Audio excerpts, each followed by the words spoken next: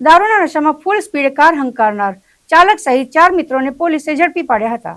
ગાંધીના ગુજરાતમાં દારૂબંધી છે, પણ ફક્ત કાગળ ઉપર, કેમ કે દારૂબંધીની કડકાઈ જમીનની ધરાતલ પર દેખાતી નથી।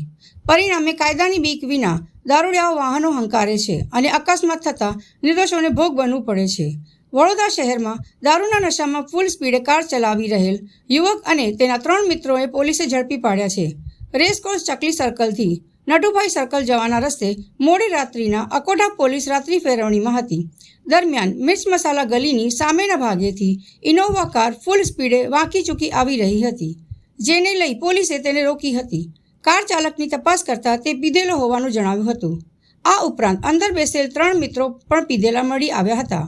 ડ્રાઈવર સીટ પાસેથી એક આઈસ બોક્સ પણ મળ્યું હતું, જેમાં વિદેશી દારૂની અડધી બોટલો તેમજ બિયરનું એક ટીન મળી આવ્યું હતું। પોલીસે નશામાં ધૂત કાર ચાલક હિરેન પટેલ તેમજ જીગર પટેલ રહેઠાણ શિવમ બંગલો, કરમસદ રોડ, આણંદ ઉપરાંત સ્મિત પટેલ, સૌરાષ્ટ્ર કોલોની, મોટા બજાર, વલ્લભ વિદ્યાનગર તેમજ કેવલ પટેલ રહેઠાણ આણંદ બંગલો, કરમસદ રોડ, આણંદની ધરપકડ કરી હતી।